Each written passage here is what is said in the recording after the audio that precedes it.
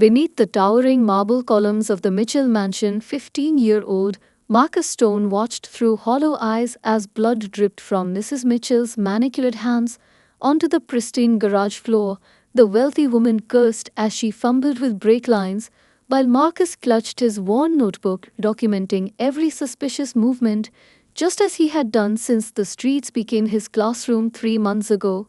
The autumn wind whistled through Marcus' worn jacket as he pressed himself deeper into the shadows of the hedges that lined the Mitchell estate, his makeshift home behind the garden shed, giving him a perfect view of the three-car garage where Catherine Mitchell now worked in the pre-dawn darkness, her designer clothes looking out of place against the cold concrete floor. Marcus had learned to read people during his time on the streets, and something about Mrs. Mitchell's behavior over the past weeks had set off warning bells in his mind. The wealthy woman had begun appearing at odd hours initially. Marcus thought she was having an affair like many of the rich residents he observed, but her movements seemed more calculated, more sinister. She would spend hours in her home office researching topics on her laptop, while her husband worked late at his investment firm. Marcus could see the scream from his hidden vantage point through the bay window, phrases like undetectable murder methods and inheritance laws flashing across the screen in the dead of night. On this particular morning, Marcus had woken to the sound of metal scratching against metal, the noise drawing him from his fitful sleep. Behind the garden shed, he watched as Mrs. Mitchell slipped into the garage wearing black clothes that seemed chosen specifically to blend into the shadows, her perfectly manicured hands now wrapped around tools that looked expensive and dangerous. The sight of blood trickling from where she had cut herself on the sharp metal made Marcus' stomach turn, but he kept watching, kept documenting everything in the notebook he'd found in a dumpster behind the local school. Miss Mitchell had changed over the past month, her carefully maintained appearance beginning to crack around the edges like paint peeling from an expensive car. Her eyes had taken on a haunted quality that Marcus recognized from his time in the juvenile detention center, the look of someone planning something terrible. Her perfectly styled hair now hung loose around her face as she worked beneath her husband's car, her whispered curses carrying across the silent morning air. Marcus knew the statistics about domestic violence and murder from his time in the system, had spent countless hours in courthouse libraries, reading law books to stay warm and dry. He understood that wealthy women like Catherine Mitchell rarely got their own hands dirty when it came to murder, but something had pushed her over the edge. The young boy had overheard snippets of arguments through open windows, talk of prenuptial agreements, failed investments, and secret bank accounts that pointed to a marriage crumbling beneath its perfect exterior. The tools in Mrs. Mitchell's hands caught the first rays of dawn, sending sparkles of light across the garage floor. Marcus recognized them as specialized automotive tools, had seen similar ones during his brief time at a mechanic's shop. Before his life fell apart, the woman worked with surprising skill, her movements suggesting she'd practiced this somewhere before, the realization making his blood run cold as he added another note to his growing documentation. Across the estate grounds, sprinklers began their morning routine, the soft hiss of water hitting manicured lawns, mixing with the sounds of early morning traffic. Beyond the high walls that separated the Mitchell estate from the real world, Marcus watched as Mrs. Mitchell made final adjustments to whatever she was doing beneath the vehicle, her normally perfect blonde hair now streaked with grease, and something darker, his heart pounding as he realized he was witnessing the preparation of a murder. Marcus' hands trembled as he wrote down the exact time and date in his notebook, knowing that his next actions would determine whether James Mitchell lived or died. The irony once lost on him that a homeless boy society had thrown away now held the fate of a millionaire in his dirty hands. The weight of this responsibility pressed down on him like the heavy backpack that contained everything he owned in the world. The growing morning light revealed more details of the scene before him. Mrs. Mitchell's expensive black athleisure were now stained with grease and blood, her diamond wedding ring catching the light as she made final adjustments to the brake lines. Marcus had seen enough car maintenance during his brief stay at Joe's auto shop to know that her work went far beyond routine maintenance, the precise cuts and loosened fittings, speaking of careful planning and deadly intent. Memories of his own mother flashed through Marcus' mind as he watched Catherine Mitchell. Her own descent into darkness had started similarly, with late night planning sessions and mysterious behavior before she finally snapped, taking his younger sister with her in a deliberate crash that left Marcus alone in the world. At 12, the familiar patterns now playing out before him like a nightmare on repeat, except this time he had the power to stop it. Through the giant bay windows of the Mitchell mansion, Marcus could see the household staff beginning their morning routines, maids in crisp uniforms preparing breakfast in the gourmet kitchen, while a gardener trimmed the hedges near his hiding spot, none of them aware of the deadly drama unfolding in the garage, their mundane tasks creating a surreal backdrop to Mrs. Mitchell's methodical sabotage, the contrast between wealth and wickedness stark in the morning light. Marcus shifted his weight carefully behind the sculpted bushes, his worn sneakers silent against the manicured grass. Years of avoiding foster care authorities had taught him how to move without being seen. His notebook, now containing 20 pages of detailed observations, times, dates, snippets of overheard conversations, and suspicious activities that had led to this moment, the kind of documentation that would later make hardened detectives raise their eyebrows in admiration.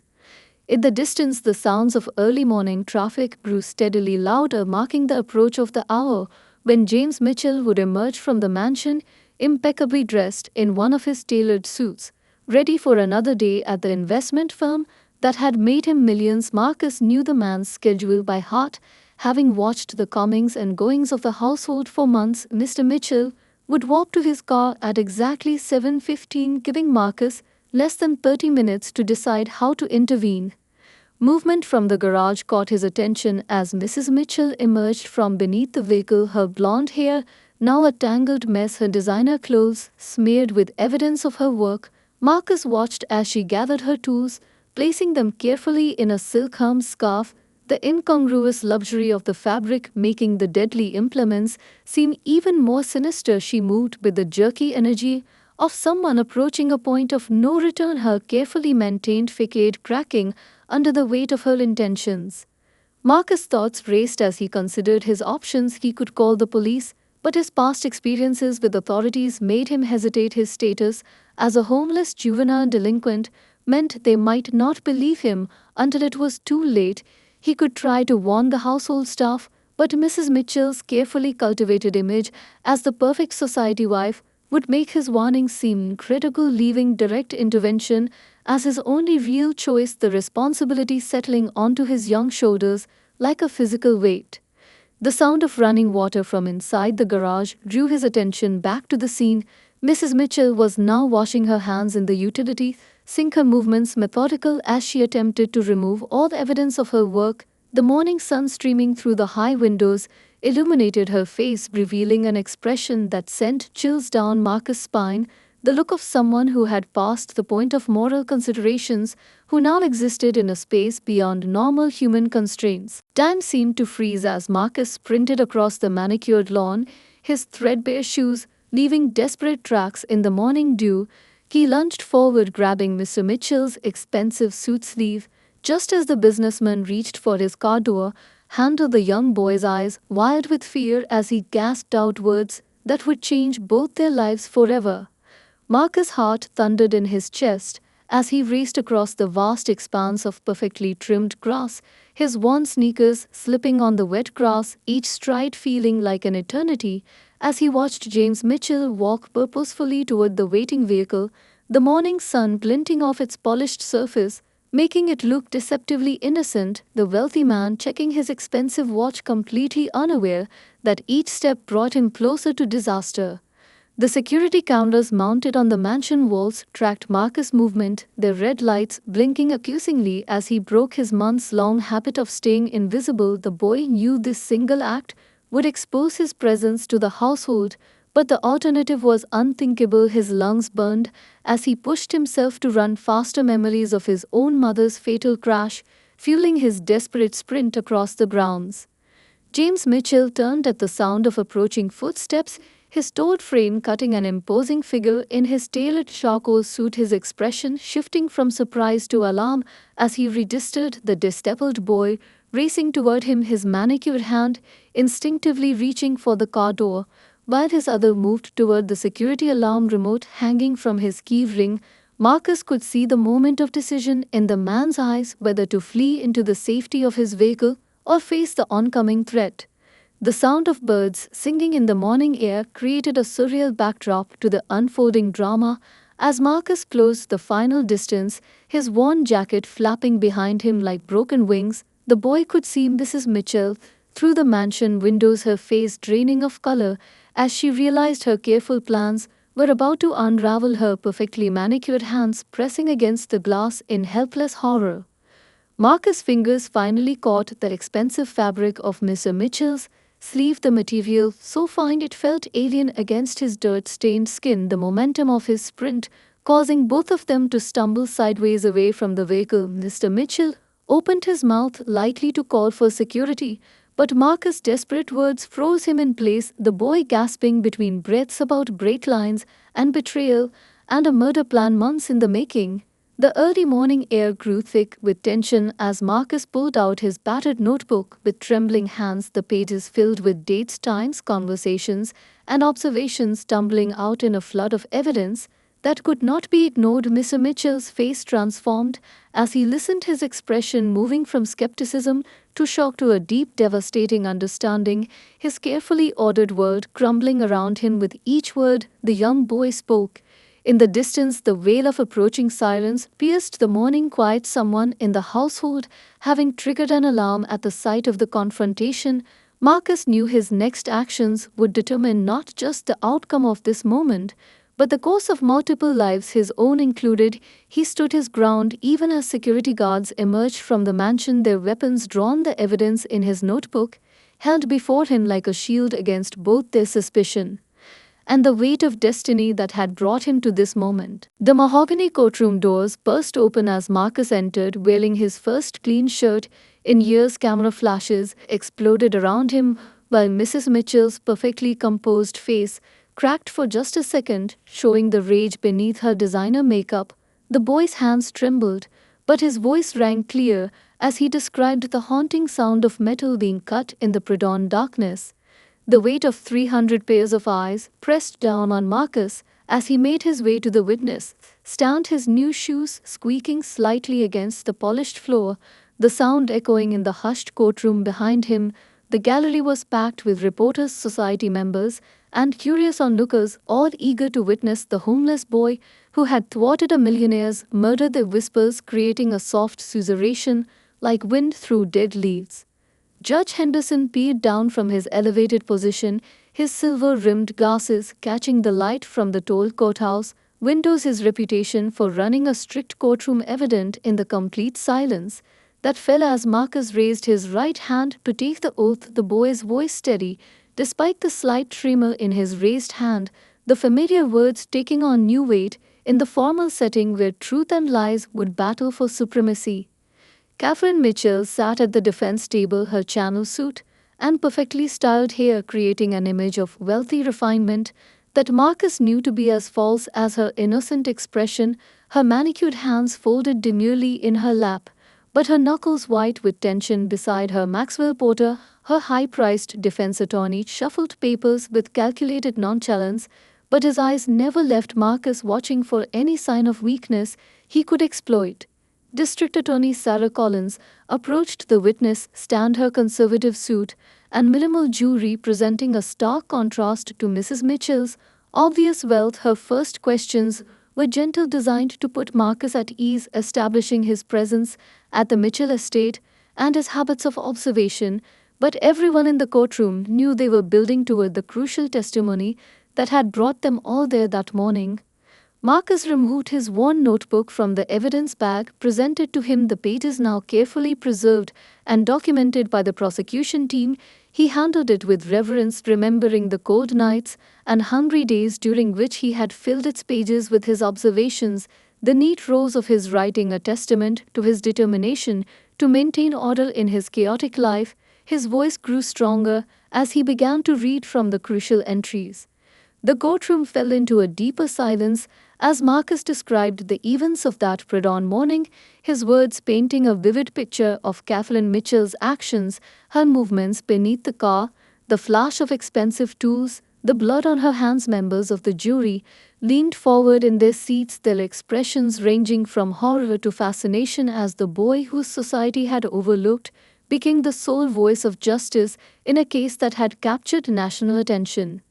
James Mitchell sat in the front row directly in Marcus' line of sight, his once powerful frame somehow diminished by the revelations of his wife's betrayal, yet his eyes never left Marcus as the boy testified, their shared understanding of how close death had come, creating an unspoken bond that transcended their vastly different backgrounds. Through the towering courthouse windows, autumn leaves danced in the morning light, creating shifting shadows that played across the faces of everyone present as though nature itself was bearing witness to this moment of truth. Assistant District Attorney Sarah Collins clicked through surveillance footage timestamps, matching Marcus's detailed notebook entries perfectly. The courtroom gasped as Mrs. Mitchell's browser history revealed searches for undetectable poisons followed by offshore account transfers. The prosecution's evidence mounted like gathering storm clouds, while the defendant's mask of innocence began to slip. Sarah Collins moved through the courtroom with measured steps, her laser pointer drawing the jury's attention to crucial details on the giant screen, her voice carrying authority as she methodically dismantled Kathleen Mitchell's carefully constructed figure, each piece of evidence landing like hammer blows against the defense team's increasingly desperate objections. The technological display casting an eerie blue glow across the tense faces of everyone present. The prosecution had arranged the evidence chronologically, starting with Mrs. Mitchell's first suspicious searches 6 months earlier, queries about inheritance law and life insurance policies, evolving into more sinister research about brake failure statistics and undetectable methods of tampering with automotive systems, the dates correlating perfectly with Marcus' notebook entries, his careful observations, now providing a timeline that connected every deadly dot. Financial records flashed across the screen showing Mrs. Mitchell's secret account in the Cayman Islands, transfers of substantial sums coinciding with meetings noted in Marcus' journal. The boy watched from his seat beside James Mitchell as his simple observations transformed into devastating evidence. The wealthy woman at the defense table growing paler with each new revelation, her perfectly maintained composure cracking under the weight of undeniable truth. Kathleen Mitchell's personal laptop yielded perhaps the most damaging evidence, her private messages to a mysterious contact discussing the planned accident in coded language that the prosecution's cyber experts had carefully decoded, the timestamps matching the pre-dawn hours when Marcus had observed her sitting in her study, the blue light of her screen now coming back to haunt her in the hushed courtroom.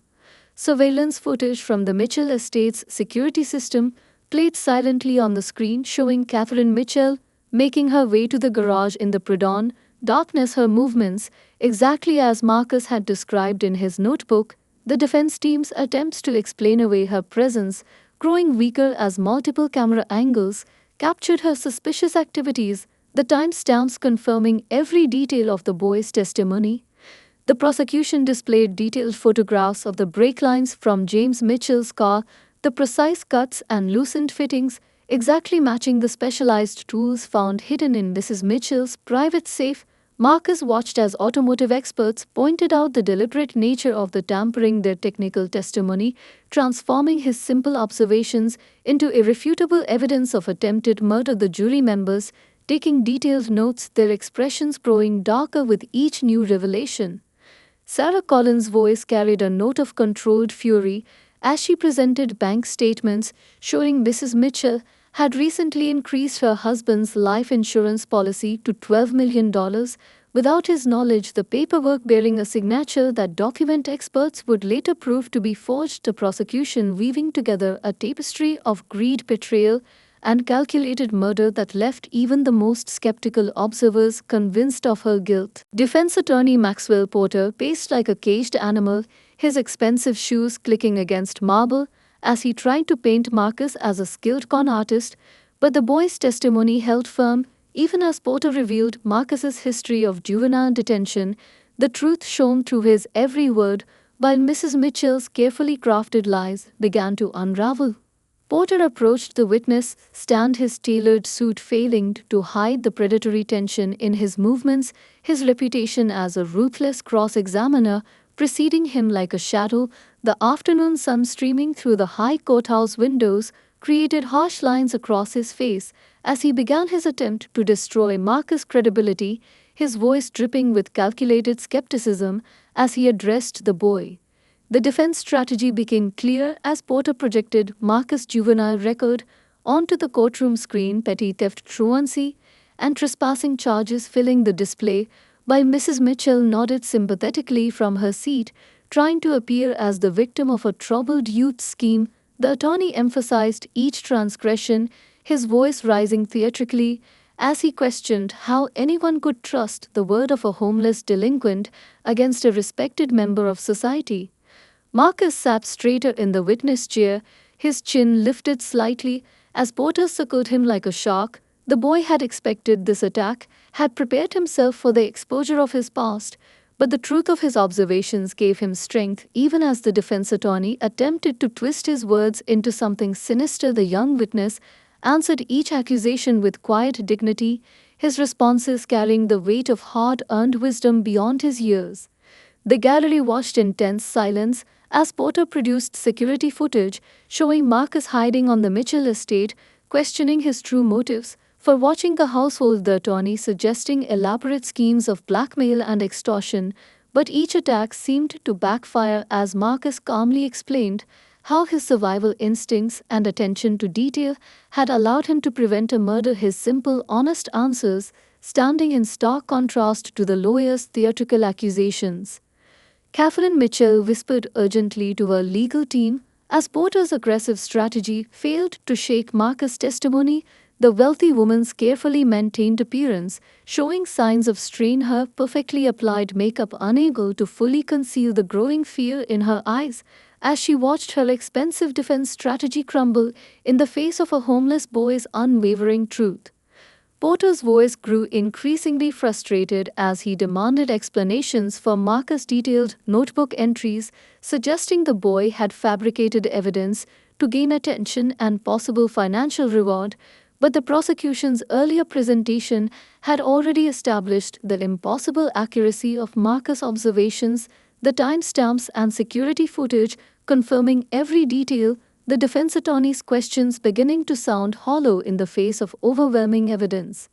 James Mitchell watched the cross-examination from his seat, his expression hardening with each of Porter's attacks on Marcus. The wealthy man, who had once represented everything Marcus feared about authority figures, now sat like a protective father figure, his presence offering silent support as the boy faced the defense's desperate attempts to discredit him. The courtroom air growing thick with tension as Porter made one final attempt to break Marcus' composure. The jury leaned forward transfixed as forensics expert Doug Raymond guided them through three-dimensional break-line images showing tool marks as unique as fingerprints matching the expensive German tools found hidden in Mrs. Mitchell's personal safe. Mrs. Mitchell's shoulders stiffened as her own security cameras. James Mitchell took the stand, his voice breaking as he revealed his wife's recent $6 million life insurance policy purchase. The wealthy businessman described waking to find her studying his sleeping face in the dark, her whispered phone calls, and the mysterious payments to an untraceable phone number, each detail adding another piece to the deadly puzzle. The successful investment banker seemed smaller somehow in the witness box, his usual commanding presence diminished by the weight of betrayal, his expensive suit hanging slightly loose on his frame, evidence of the toll the ordeal had taken over the past months. His hands trembled slightly as he adjusted the microphone, the simple gold wedding band on his left hand catching the light, a bitter reminder of broken vows.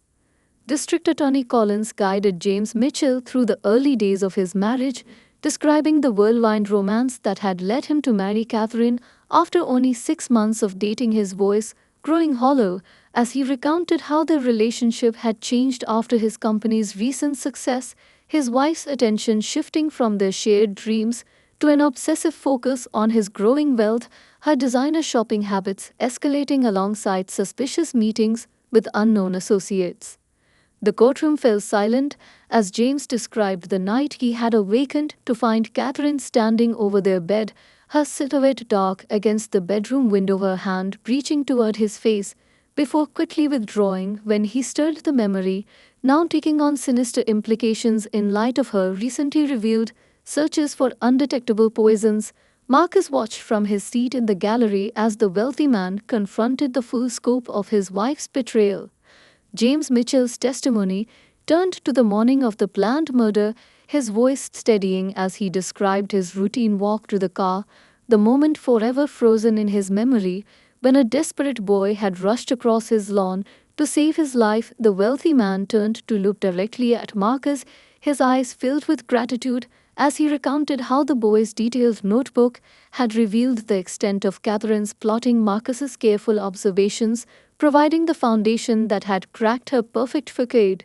The prosecution presented financial records showing how Catherine had systematically gained access to James's accounts, her careful manipulations going unnoticed as she positioned herself to inherit his entire fortune. Evidence of consultation with divorce attorneys revealing her discovery of the prenuptial agreement that would have left her with a fraction of his wealth in case of separation, the motive for murder becoming crystal clear in the trail of digital breadcrumbs.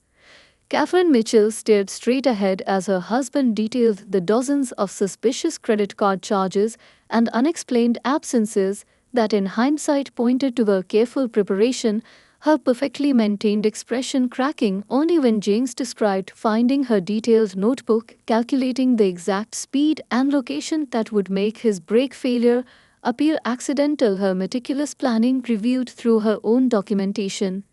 James Mitchell's voice carried renewed strength as he concluded his testimony, describing how this experience had opened his eyes not just to his wife's betrayal, but to the extraordinary character of the homeless boy who had saved him. The wealthy man, announcing his plans to establish a foundation in Marcus's name dedicated to helping homeless youth, his personal tragedy transforming into an opportunity to prevent others from falling through society's cracks, betrayed her, showing her midnight garage visits. Lightning flashed outside the courtroom windows as the prosecution delivered closing arguments, weaving together Marcus's brave testimony with forensic evidence, text messages, and financial records. The defense tried desperately to create reasonable doubt, but Mrs. Mitchell's own diary entries sealed her fate, describing her husband as worth more dead than alive. District Attorney Sarah Collins stood before the jury, her voice carrying the weight of absolute conviction as she methodically reconstructed the timeline of Catherine Mitchell's deadly plot, beginning with the first suspicious web searches and ending with the desperate moment Marcus had raced across the lawn to prevent tragedy. The prosecutor's measured steps, taking her to each piece of evidence displayed around the courtroom, creating a devastating tapestry of attempted murder. The prosecution projected a split-screen image showing Marcus' detailed notebook entries alongside Mrs. Mitchell's private diary, the similarities in dates and times proving the boy's observations had captured every step of her careful planning. Collins' voice grew stronger as she highlighted passages from Catherine's personal writings that revealed her growing obsession with her husband's wealth, her entries becoming increasingly calculating as she detailed various methods of his planned demise. Defense attorney Maxwell Porter rose for his final attempt to save his client, his previous confidence now replaced with barely concealed desperation as he tried to paint Catherine Mitchell as a victim of circumstance, suggesting that Marcus was an opportunistic youth seeking attention and financial gain. But his arguments rang hollow in the face of overwhelming evidence, the jury's expressions showing clear skepticism as he grasped at increasingly implausible explanations. The courtroom remained silent as Collins displayed the final piece of evidence, a video compilation showing Catherine Mitchell's gradual transformation from loving wife to calculated killer. Security footage, text messages, bank records, and witness statements merging into a devastating narrative that left no room for doubt. Several jurors wiped away tears as they watched the wealthy woman's mask of innocence crumble beneath the weight of undeniable truth. Marcus sat between James Mitchell and Detective Rodriguez, his presence a testament to the unexpected ways Justice could prevail. The boy, whose society had overlooked, becoming the crucial witness who had prevented a tragedy. The prosecution emphasized how his detailed documentation, born from survival instincts and keen observation, had exposed a murder plot that might otherwise have succeeded in claiming an innocent life. Catherine Mitchell's carefully maintained composure finally shattered as Collins read aloud from her private diary entries, describing James as nothing more than a means to an end, her calculated plans to enjoy his wealth, while appealing the grieving widow, revealing the true nature of a woman who had allowed greed to consume her humanity. The wealthy socialite's shoulders shaking slightly as she realized her own words had condemned her. The prosecution concluded by displaying the simple worn notebook that had started it all. Marcus's careful observations, now transformed into the key evidence that would send Catherine Mitchell to prison. Collins' voice filled with quiet authority as she requested justice not just for James Mitchell, but for the homeless boy whose courage and integrity had saved a life and exposed a killer, proving that truth could prevail even in the face of wealth and privilege. Marcus stood tall in his new charcoal suit as the jury foreman read 12 counts of guilty, his once haunted eyes now bright with purpose. Beside him, James Mitchell clasped his shoulder. The wealthy man had discovered that his savior was a brilliant student forced onto the streets by tragedy. The attempted murder had failed, but it had succeeded in creating an unshakable bond between a homeless boy and a millionaire who now called each other family. The courtroom erupted in controlled chaos as Catherine Mitchell collapsed upon hearing the verdict, her expensive makeup streaking with tears as reality finally shattered her carefully maintained facade. The woman who had plotted her husband's death now faced decades in prison, her perfectly planned future destroyed by the careful observations of a boy society had forgotten. Marcus watched with quiet satisfaction as justice prevailed, his notebook resting on the table before him, a testament to the power of truth. James Mitchell guided Marcus through the crowd of reporters gathering outside the courthouse, his protective arm around the boy's shoulders as camera flashes exploded around them. The wealthy businessman had already begun the process of becoming Marcus' legal guardian, his team of lawyers working to transform the homeless youth into his adopted son, the unlikely bond proving that family could be found in the most unexpected circumstances. The afternoon sun cast long shadows across the courthouse steps as James shared their plans with the waiting medium. Marcus would return to school, enrolled in the prestigious academy he had once watched from the streets, his natural intelligence and determination finally finding the opportunity to flourish. The Millionaire had also established the Marcus Stone Foundation, dedicated to helping homeless youth find education, housing, and hope. Catherine Mitchell passed by them in handcuffs, her designer clothing now seeming like a costume that had failed to hide her true nature.